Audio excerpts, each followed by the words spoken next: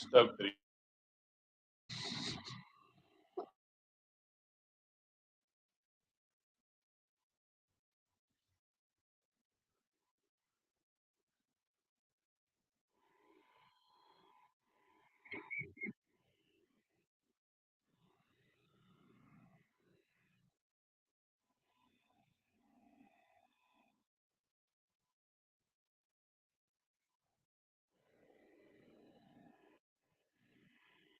3-0 and one of two remaining undefeated teams left in the NFL, pending the results of tonight's Thursday night football game between the Miami Dolphins and the Cincinnati Bengals. Hello, everyone.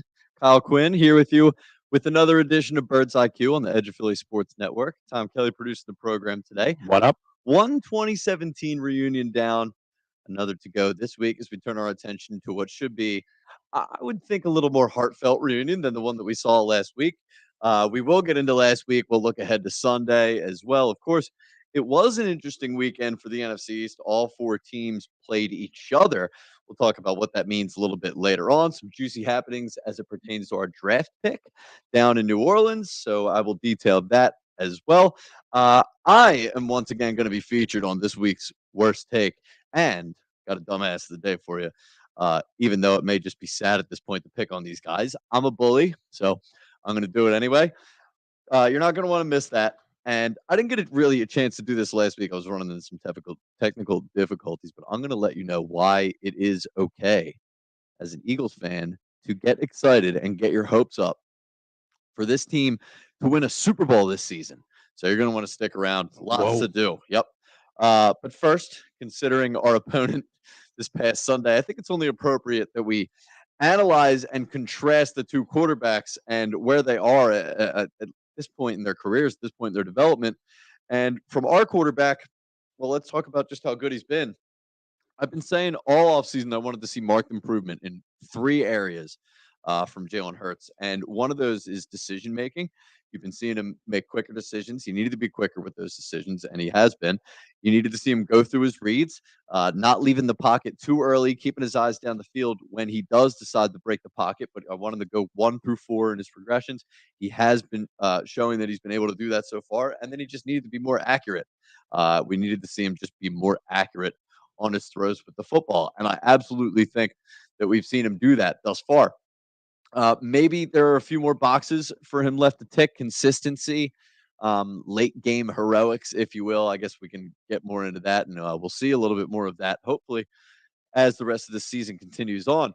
For the Commanders quarterback, it wasn't quite as pretty. 9 sacks, a couple fumbles, one given over to the Eagles, one he managed to fall on. We'll get to our defense in a second. Not the greatest outing, though, for our old guy, Carson Wentz. A lot of the issues that we were familiar with in the 2020 season, especially, they reared their ugly heads. And in my assessment of the game, I would say this was kind of a mix of good Eagles defense, bad Carson Wentz. I rewatched all of the sacks, and I think I would credit at least 4 of them to Carson Wentz. Maybe 1 or 2 of them are iffy, but I mean, the guy just holds the ball for too long, and he's been doing that for years now.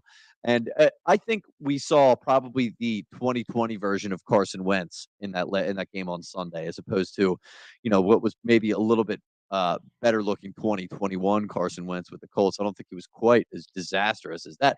Even through the first 2 weeks of the season, he hadn't really been playing that poorly. I think the Eagles just had his number. They knew his tendencies, especially guys like Brandon Graham.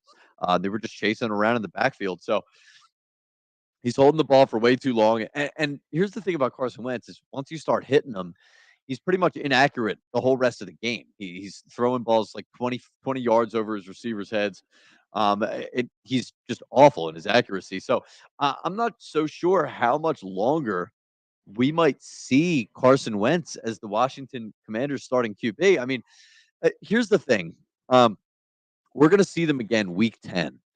And I'm really wondering if by that point, if Washington is out of it, then we might be seeing Heineke or who's the cute. Did they draft Sam Howell? I believe it was. Maybe you could double check that for me, TK. But And I actually agree with Mark Pearson here, who says it was weird play calling by Washington. I don't understand why at any point they didn't at least give him three-step drops to just get the ball out really quickly, or hot reads on the blitzes and stuff like that. I mean, they were leaving him hanging out to dry. Seven-step drops for Carson Wentz was just asinine. Heineke and Sam Howell, yes. Yeah, Sam Howell. So I would be surprised if by week 10, one of those guys are not starting for the Commanders. I mean, look, if he plays like he had this past week against the Eagles for another week or two, they might have no choice but to bench him. I mean, he was absolutely horrendous. So I'm not sure how they're going to play it. I guess it's going to depend how far out of it they really are. I mean, as of right now, they're only technically like a game out of the division, super early on in the season. So I'm not sure. That'll be something interesting to watch there. But in terms of how I feel about Carson Wentz, I'm very glad that they kicked his ass back there. I mean, that was a lot of fun. I know he played a huge part in the Eagles winning the Super Bowl. I will always remember that, but I can't forgive him for hosing the Eagles the way he did, leaving us with the most dead cap in NFL history. And we managed to get out of it. But the way I see it is, you could shoot me and I could survive, and that would be great and all, but you still shot me. And Carson Wentz shot us. So I just can't forgive Carson Wentz for what he did, leaving us in the hole that he did. But I am glad that we are out of it. I'm glad that we have moved on from him. So in terms of the defense, they racked up a ton of numbers. This is probably the one, they usually have those games. Well, they had one of these games, I think, the last couple of years where they would just have one game and they rack up like a whole bunch of sacks, and then it's really nothing the rest of the way.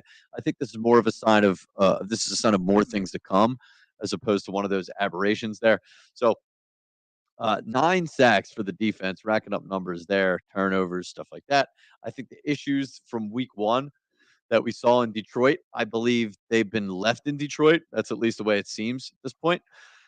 Just considering the entire body of work from Jonathan Gannon last year and now this season, I think I'm starting to buy into the fact that Gannon simply just didn't have talent around him last year, or talent at his disposal, so to speak. And I think that I was wrong about Jonathan Gannon. I think I should put my hand in the air and say, at least up to this point in the season, with the talent that he has to work with, he's done an outstanding job the last few weeks. I think Detroit, like I said, was just week 1. Weird things happen in week 1, but I think we're going to see more of the week 2 and 3 Jonathan Gannon defense, as opposed to the 2021 version of the Jonathan Gannon defense, or even the week 1 version of the Jonathan Gannon defense that had us all pretty worried. So, final things I want to address before we jump around the division and down to New Orleans. I think it would just be disingenuous if we at least didn't address the concerns, as minor as they may be, or as nitpicky as they may be. I think it would only be fair if I spoke about the things that have concerned me so far this season, and it's tough to come up with some when you start 3-0 and the Eagles have looked as dominant as they have. But I can't say that I'm overly worried about second half struggles here. I do think there was a little bit of the taking your foot off the gas element to it, and I'm not worried that if this team needs to put up points when if they are in a position in the game where they need to score points, I think they're going to have no problem being able to do that whatsoever. So the second half struggles are not concerning me just yet. I do think it's just a matter of them taking the foot off the gas here. One thing that I do think is going to help us sustain that, or at least be able to fix that, the second half struggles, and is going to be able to help us score a lot of points in the second half, is just the fact that we have a good offensive line and a good rushing attack. We're able to dominate teams up front. We're able to impose our will, so that even when there are good players on the other side, we can still just win that matchup just by sheer, we're better than you. So I think that is going to prove to be true when you get late in games. The physical dominance that we're able to bring in our offensive line and with our running back. So I do think that's going to be something that we're not talking about really next week or the week after. The second half struggles, I think that's going to go away.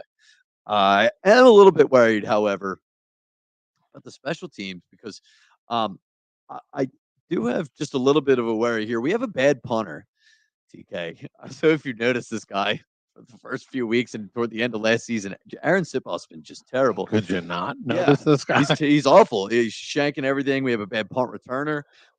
just been flat out losing the field position battle, I think, through these first few weeks of the season. Now, those things can come back to bite you. One thing that I will say that's a big difference between the 2017 team and the 20 and this team. I know we made a lot of comparisons going into the season. The 2017 team was pretty tight on special teams. I mean, they would break one off for a good return. Darren Sproles for a good portion of the season. They would stop you down within the 10, pin you down inside the 5. So special teams, I think, are something that you can see really come back to bite you later on in the season. With, I mean, look at Green Bay last year when they were playing us. I knew their choke artist, Aaron Rodgers, choke artist, whatever. But when they were playing San Francisco at home, that basically came down to a blocked punt at the end of the game. The 49ers, the Green Bay Packers throughout the whole season were like, they have a great offense, great defense, but their special teams are like atrocious. And you would kind of laugh and be like, oh, well, like, that's not too big of a deal. It's just the special teams. And then it turned out to be the one thing that was their downfall in the postseason. So just something that's a little bit of a concern there.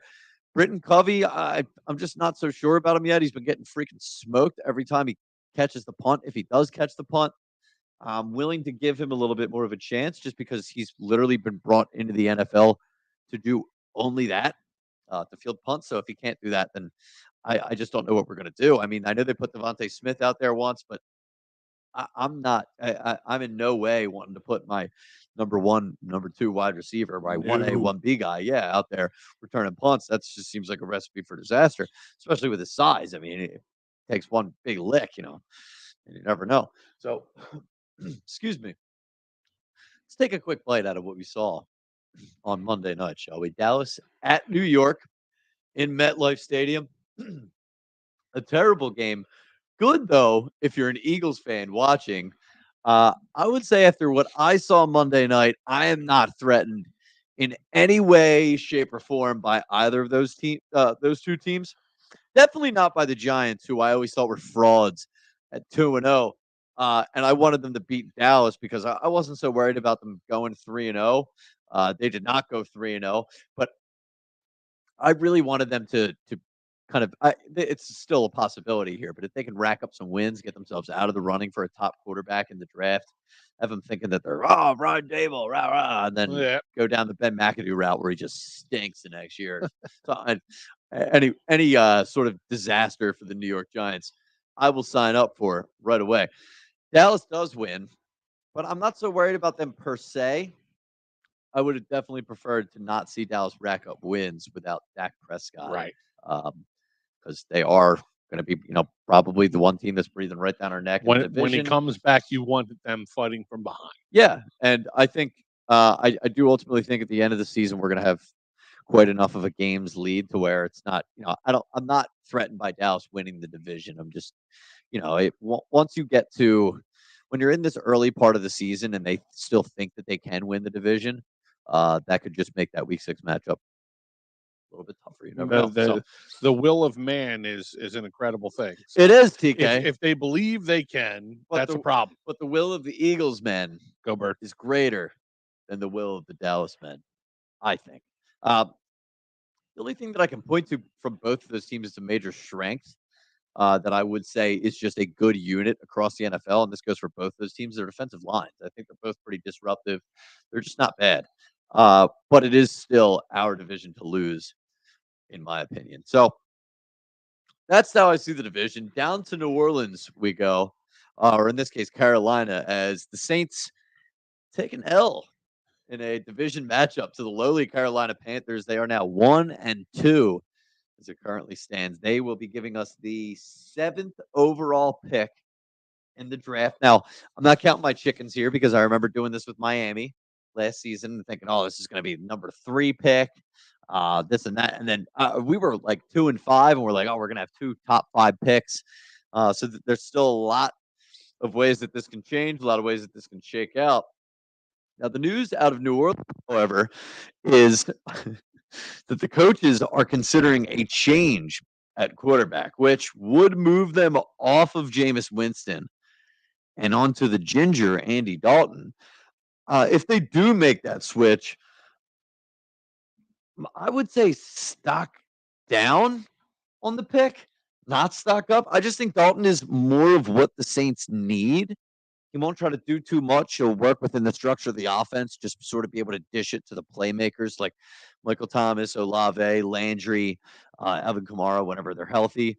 So um, we got Eagles from Brazil, which is awesome. That's So I amazing. appreciate that. Icaro, if it says Go bird, go bird, Icaro. Eagles from Brazil.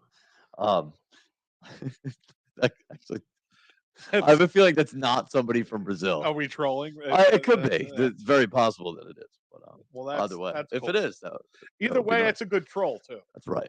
Quality And whatever the BRBR is was interesting. I don't know. Either way, right back, bitch. All right. Yeah, right.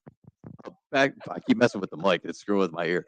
Back down to New Orleans. I do think Andy Dalton is not a better quarterback than Jameis Winston. I don't know. He might be, but I think he's more of what the Saints need at this point in the season if they want to go and try to win games and be competitive in that division. So that's something we're gonna have to keep an eye on down there. New Orleans currently 7th overall pick. TK, you got something? Can I show? Every time I hear Jameis Winston, all I can envision is eating W. Eating a W. Yeah, oh he's flicking It's horrible, dude. I know it's brutal. He's a really goofy guy. You're right. If because he could be hot or cold. Yeah. If you take him out and put a Dalton in, I don't want to say it's scary, but I want to like to your point, it feels like he would be, a sense of calmness. Yeah, more like a game manager. Yes. He's not going to go out there and throw 35 interceptions and 35 touchdowns like Jameis Winston will. He's probably going to be more like a 16 touchdown, 15 interception guy, which might just be what the Saints are going to need to win in a weak division that is. So might just be enough to jack our pickup. Yeah, that's right. To week 4 we go. Thursday night football, Bengals, Dolphins in less than an hour. And then into Sunday where we will play Jacksonville and the man, Douggie P. More on that in a moment, TK. Are you interested in some trivia? And for all my listeners out there, you're welcome. I'm a fan of trivia. All right, let's see. I wish I should write down your trivia record, TK. Hold on. Brazil's back. He is not trolling. He lives in Brazil and has a jersey. Brazil is the third country that more watch NFL. Today we support the Bengals. That's an interesting thought. I'm assuming he believes that because he wants to be the only undefeated team remaining in the NFL. Go Birds! And it's really us and the Dolphins right now. So, yeah. No, I actually, I do. I'm a betting man, which I usually am. I would be probably taking the Bengals tonight. So, there you go, my Brazilian friend. I think you're going to be happy tonight. Viva Brazil. Go Birds. And then we'll see if you down in Brazil know your Jags history here because I'm going to toss you a trivia question. I like it. TK, how much Jags history do you remember? So I don't know. Joe Marks from my show. Yeah. Closet. Jags fan. Closeted Jags fan. Closeted Jags. Wait, hold on. How does that work? So his favorite I guess his favorite non-Eagle quarterback was Leftwich? No. Garrard? No. Burnell? I went to all the good Jacksonville QBs. So I would always kind of keep an eye on the Jags just to harass him. So I feel like I'm totally suited to answer this question. Okay. So they've been in the league since 1995, the year I was born. In 1996, oh my God, I'm old. 1996, TK, 2 wide receivers in the same season. And they started off pretty hot, the Jags did. Maybe this is why Joe Marks got into him. He was younger. Could be. 2 wide receivers in the same season, 1996, their second year of existence, became the first Jaguars wide receivers to ever collect over 1,000 yards. Can you name one of the 2? Bonus points if you can name both of them. I'll give people an opportunity in the comments to do that. TK, you can stew on that for a little bit. I'm going to stew. Let me toss you the injury report. Don't cheat. Don't look it up. I see your fingers typing back there. You're typing. I'm just kidding. His hands are in the air. All right. Eagles injury report. Finally had some guys a little bit banged up this week. You had Darius Slay and Dickerson. Those were the names to watch. Looks like they both practiced back and foot injury, respectively, for Slay and Dickerson. They would have been big losses, but they're both back at practice today. Looks like we're going to have another clean bill of health. A.J. Brown out for personal reasons. I believe he is expecting the birth of a child. if I am not Nice. mistaken. So good for AJ. Hopefully his availability for the game is, he is a go. We could definitely use him. Actually, I was lying about the clean bill of health. No Boston Scott. He's been dealing with a rib injury. It does not look like he's going to play because he hasn't been practicing. So unless he turns up either tomorrow or Saturday as a participant, then I'm going to doubt we see Boston Scott. Third running back, not a major loss to Jags. Also pretty clean for old Doug. Shaquem Griffin, starting cornerback, did not play week 3. He was limited. That was going to be it for them. But then out of nowhere, popping up on the do not practice this week was Zay Jones, who has been, I believe, their leading receiver through the first 3 weeks, or at least over the last 2 weeks. He has been coming on a little bit. And he and Trevor Lawrence have been developing a little bit of a connection there. So if he does not play, that is going to be something interesting to monitor. And even if he does, then how about Darius Slay just shuts his ass down, or Bradbury, whoever matches up with him. So TK, do you want to take a shot at the wide receiver? Do you have any idea? Can you think of late 90s Jags wide receivers or early 2000s? There was only one guy I could think of, and it is one of the guys. The other guy was not really a name that I recognized. Was there anyone in the comments that had guessed it yet? No, Brazil's back. Brazil's. He's not sure. You already did that. No. Sorry. Okay. Dolphins drafted a player this year. Famous player. Okay. Okay. So maybe that's his, Eagles is already a Super Bowl contender? Question mark. Yeah. Well, I'm going to tell you why I think they're a Super Bowl contender and why I think this is the year in just a little bit. So you, my Brazilian friend, are going to want to stick around. You got a guess? I got one guess. Who is it? I can't even remember if he was on the team at this point or not. Desmond Howard is one of my guesses. No, it was Keenan McCardell and then Jimmy Smith. You do recognize Keenan McCardell? Yes. Did you recognize Jimmy Smith? I didn't really recognize Jimmy Smith. Vague. But Keenan McCardell, I definitely did recognize. Desmond Howard was on that team for a year or two. Yeah. Desmond Howard was the Packers. He was the Super Bowl MVP of the Packers, right? For returning the punt. So, all right. Let's talk matchups then, shall we? An interesting note here. Jags defensive coordinator Mike Caldwell was with the Buccaneers last season. Why is that interesting? Well, he helped game plan against Jalen Hurts, obviously, in that playoff game.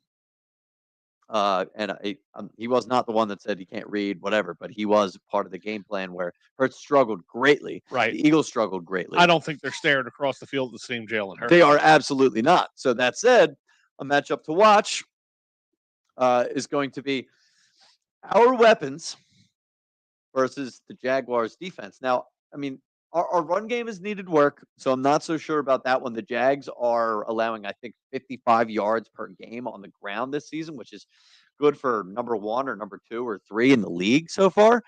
So they've been very good against the rush this season. But I do think their pass D is kind of ripe for the picking. I think they're 21st in the league in passing yards, allowing about 250 passing yards per game through the air. I believe the test is going to be whether Jalen Hurts can beat the Jaguars with his arm. Now, the interesting thing is when I do these matchups is that I keep looking at all these strengths of these other teams, and I'm like, oh, man, like this is, they have good edge rushers. And then I'm like, wait, we have good left tackles. They have good this. Oh, wait, well, we have good that. It's the same thing with the Jags. Josh Allen and Trayvon Walker, the number 1 overall pick this year, have both been really good so far as a pass rushing duo. Lane Johnson and Jordan Mailata, however, I think are the perfect match to sort of quell that, put that fire out a little bit. So I think they're going to be able to protect Jalen Hurts, give him enough time, and I think Jalen's going to do what he's been doing so far all the season, distribute and get the ball to his weapons, and they're going to make stuff happen. So, question for you. Go ahead. Did you expect Jalen Hurts to come out of the gate like this year? Definitely not. No, I expected some improvement. I was in the give the guy a chance camp, but I didn't expect to see, everyone would joke about the Josh Allen jump or that leap into just kind of out of nowhere, right? And things like it's almost like I said earlier, like all the boxes that you needed to see him check, you've pretty much seen him check already, and not after week 1. And right, it wasn't after week 1; it was week 2. Yeah, no, I agree. It was week 1. I think you saw I think, like a hybrid of what you saw in weeks 2 and 3 and what you saw in 2021 Jalen Hurts, where he was still but I think the Lions sort of forced him into that Right. by chasing him around, they were doing cover zero blitzes, stuff like that. So they pretty much made Jalen have to be the 2021 Jalen. And that's not a bad thing, is that he can be that guy, because a guy that can win you games with his legs as a quarterback in those kind of games when things aren't going well through the air and when they are blitzing everybody and they're sending the whole house and they're making it really tough on you, and he can just outrun everybody. Right. I mean, what can you do? So it's as tough of an offense as this already is to stop. You add that in with Jalen Hurts, that he can already beat you himself. Like, even when you think you've gotten him, you didn't get him. So I mean, it's really an extremely difficult offense to stop. Now, on the other side of the ball, the Jags have a little bit of weapons, but our defense just went up against Justin Jefferson, Adam Thielen, much better weapons than Christian Kirk, and who knows about Zay Jones here. James Robinson's been a beast coming off that Achilles, sort of shooing off Travis Etienne and grabbing that starting spot.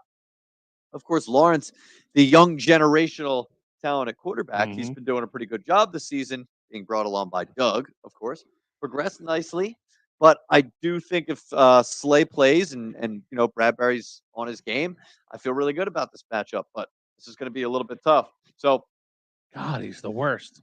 Matt here. Oh Let's say my Philadelphia has God. a chance to win the first quarter of the. Oh, such a loser.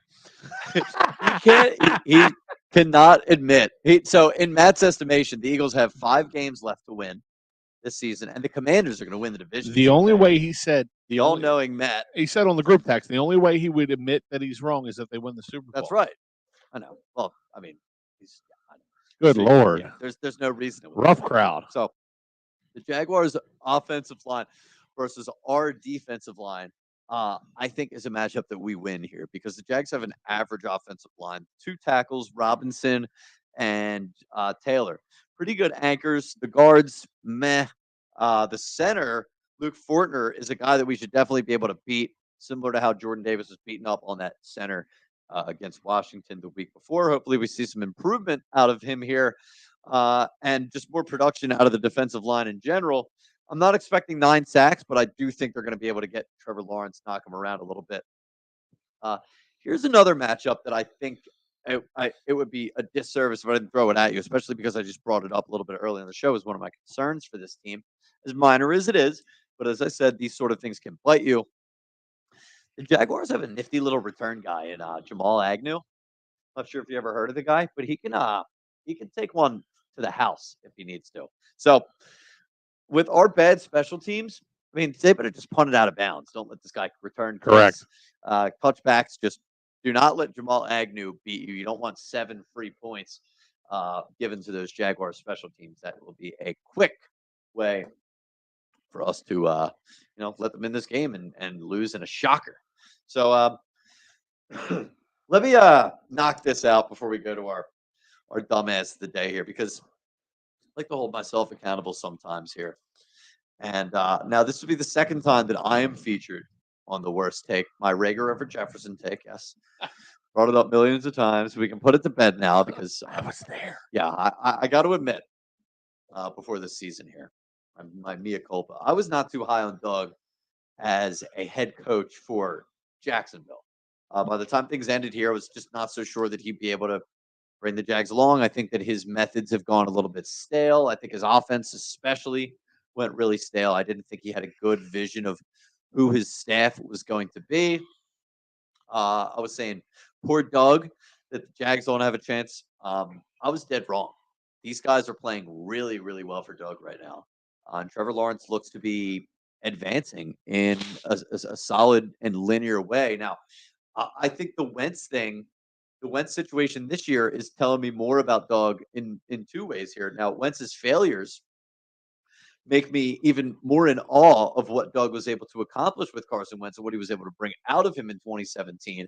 And then you look at the failures of a guy like Frank Reich. And for all this time, it was, Frank Reich was the real architect of that offense. He's the one that brought it out of Carson Wentz. He's the one that brought it out of Nick Foles. Well, now it's looking like more and more like Doug was truly the guy behind all of it. Which goes against what a lot of people are That's what I'm Thanks. saying. That's what I'm saying. That the school of thought was that it was Frank Reich, who was and John Me as DiFilippo. well. Right. I was there. And Doug, I mean, Doug's proven that. Look, the Jags are playing a lot better than the Colts are right now, and the Colts have been, they've been with Frank Reich for a few years now. Doug, I think, if I'm not mistaken, the Jags were 3-29 in their last 32 games before this season, and they already have 2 wins. So just sort of let that sink in. The turnaround that Doug Peterson's been able to accomplish with the Jags, 3-29 in their last 32, to now 2 wins already. Right. With Doug Pederson. That's pretty impressive. So playing really well for Doug, flying up people's power rankings in some areas, going even as high as 10. I just think that's going to show you just how well the Jags are playing lately. And people think that it's not a fluke. We're just going to have to see about that. So we're getting to that just a little bit more as we move throughout the show here. But I'm going to leave you guys. I'm going to put something on the table here that I think is going to excite you guys. And I've laid out this huge case for why I think this is the year that you have to get excited to win a Super Bowl. And I am going to get mean in a second here, but not just yet, because I'm going to give you the worst take of the week. Of course, I'll give you my final score prediction. But let's do this, okay? I'm going to tell you why you should get excited. The obvious and most simple reason here is that the Eagles look really, really good, right? Okay, that's first and foremost, possibly the best team in the conference. I want to look a little bit beyond that, though. The one thing that we love about the NFL is the parity, right? The year-to-year changes, they're so drastic. And we see that with like half the league every year. The rate in which bad teams become good teams, the rate in which good teams become bad teams is astronomical. It's unbelievable. So winning a Super Bowl, with that said, is so rare and so difficult. Even the really, really good teams and even the like superstar Hall of Fame players have a hard time winning the Super Bowl.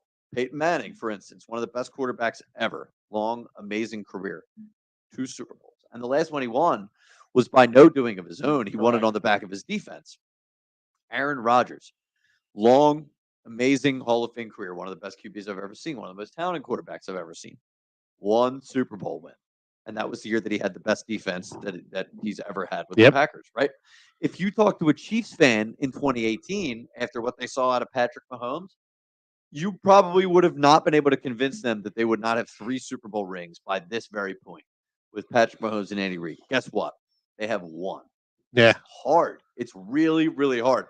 So in the NFL, you see teams go through phases of being really good, and you see teams go through phases of being really bad. And some windows are open a little bit longer than others to go and cash in on it.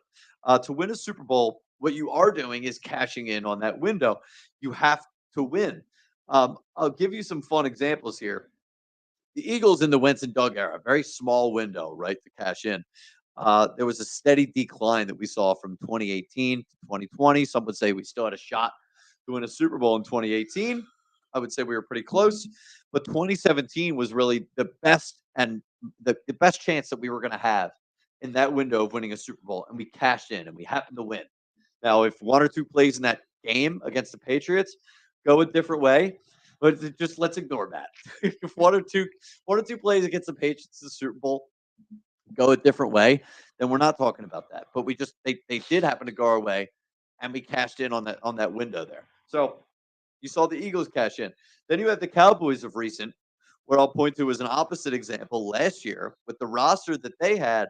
I'm going to say that was Dallas's best chance to cash in and win a Super Bowl that they're going to have within, I would say the next 3-5 years.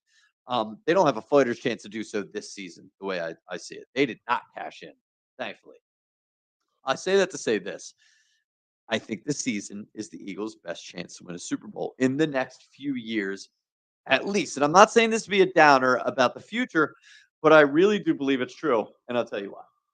Let's look around the NFC this season. It's weak. And with what we know about parity in the NFL is that it's not going to stay weak for very long.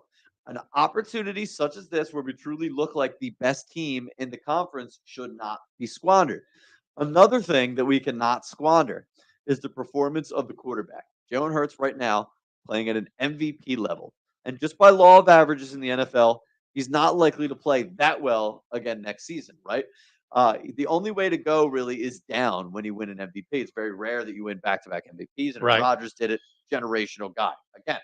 Um, and now to piggyback off of that, if Jalen Hurts does play at an MVP level, he's probably going to earn a huge contract from the Eagles at the end of the season.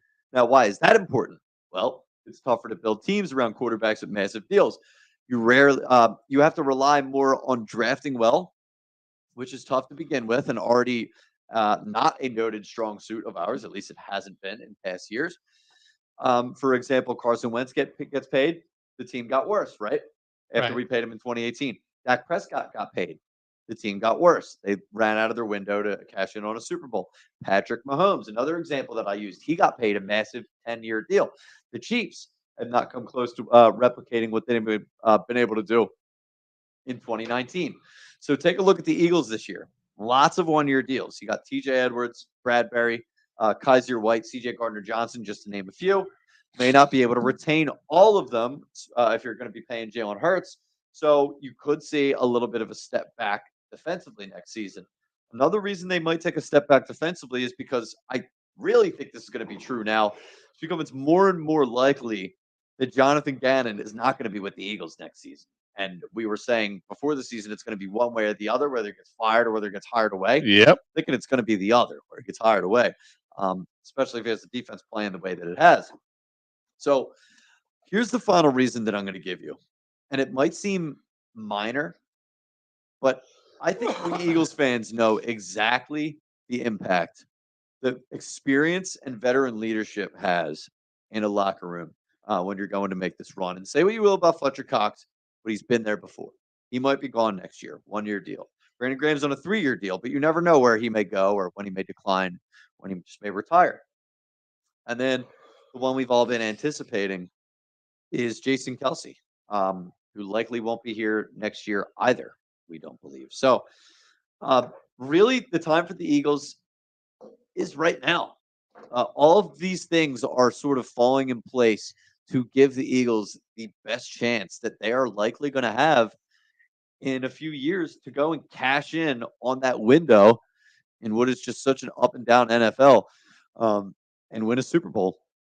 And that's not me being negative. I'm just saying this really is going to be a special season. And I think we should really look at it as such. And we should get excited, man. Seriously, get excited. And don't be afraid to get your hopes up about a Super Bowl this season. Right. And look, I respect Matty B's opinion. He is I really, don't. and that's fair. But you cannot tell me not to get excited about this team. No, I Temper expectations and all that aside, and I understand. But my eyes lying? no. So Are you seeing what I'm seeing? and you said it right there, is that he's in denial. And if you would heard his takes through the beginning of the season, you would know that at this point he's sort of just hanging on for dear life. And it's getting a little bit embarrassing for old Matty B there. So kind of comical. yeah, a little bit comical. So let's have some fun before we get out of here, shall we, TK? Of course. Gave you a couple images here that I wanted to pull up because we have a dumbass of the day. All right. So TK, if you would, buddy, let's pull up image number 1 here. This is our buddy. He goes by Hogs Haven. It's a commies blog on Twitter. Had a gem after week 1. He was I like a nice gem. feeling himself a little bit with this tweet after week 1. Take note of how he described the Eagles win, and then we'll take it a step further when he got into it a little bit with somebody in the replies here. TK, if you would pull up, let's pull up the other one here. So for those keeping score, the Commanders proceeded to allow. Take a read to this tweet here. Commanders proceeded to allow 36 points. That's right, 36 to the Lions and Jared Goff in a loss. And then the very next week, get their ass kicked by the Eagles the following week. So let's go back to our first picture here, TK. I just want to reiterate one thing that our buddy Hogs Haven here said. And it was at the end of the tweet. And it said, life is good. I agree. Life is good, man. Totally agree. Not for the Commanders, though. Not for the Commanders. They don't even register on my radar. For the Eagles. All right. Let's get to predictions here, shall we? Okay. That's the dumbass of the day. I know. A lot Hogs Haven, here. dumbass. Hogs Haven, though. Hogs Haven. Tough few weeks for that blog there. But They're Washington fans, so I'm sure they're used to it. All right. My final score here. I think this is going to be a little bit closer than the 7-point spread that they have it in Las Vegas. I am going to go Eagles 27, Jags 24. And I do believe that this is going to be the game where we see Jalen Hurts tick off one of the final boxes that we need to see him tick off as a starting quarterback in the NFL. And that's to orchestrate a game-winning drive with his arm. All right. Now, look, I think Doug is a really, really competitive guy, a great motivator. And I think there's no doubt in my mind he wants to come in here and he wants to kick our ass. But I said this week 1 with Dan Campbell and the Lions, Doug can't play the game. And I think the Eagles just have a flat-out better roster than the Jags. I think we're going to end up winning this game 27-24. TK, final score, my friend? So I've been not spot on, but I've been close all season long. I'd like the Eagles. I like 28-21. 28. Okay, so similar. Not, Yeah. Not getting quite into the 30s there just yet. So that'll be one that we watch. They have a pretty decent defense over there in Jacksonville. They do. So it's going to be tough for us to get our usual 30-something. I have a feeling one of those touchdowns may be a defensive touchdown for the Birds. Special teams. That'd be nice. That would be nice. All right. We got a little bit of time before we get out of here. I'm going to give you a couple best bets for the NFL this week. I actually do like tonight. Cincinnati here to cover. I think this is a big, big letdown spot for Miami after an emotional division win against the Buffalo Bills. And short week, too, a little bit banged up. I do think the Bengals are going to win here.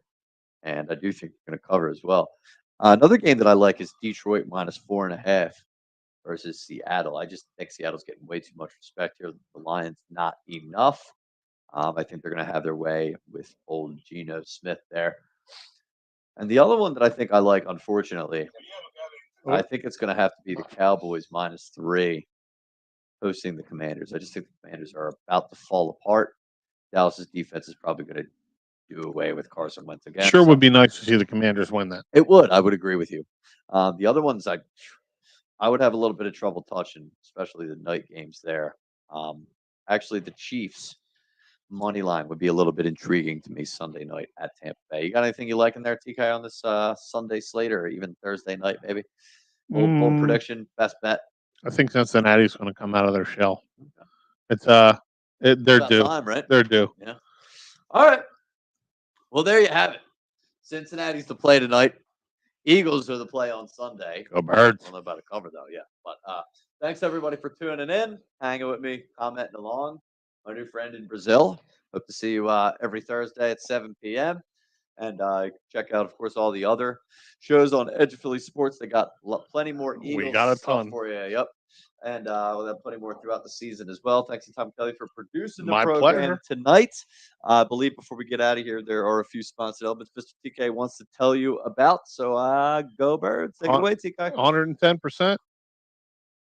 Any of you guys down at that made that Washington trip that might have gotten in a little trouble, give David Archeri Esquire a call at 610-565-0300. Workman's comp, motor vehicle accident, personal injury, and criminal law. Tell David Cherry that the boys at EOP sent you this Sunday. Huge live remote down at the South House in South Philly, 2535 South 13th Street. That is best wings I've ever eaten in Philly anyway. Elko's got a couple of good spots too, but starting at 11 a.m. we got pre and post game, Birds Jags. Head on down to South House and you know, definitely check it out. Have a good time down there.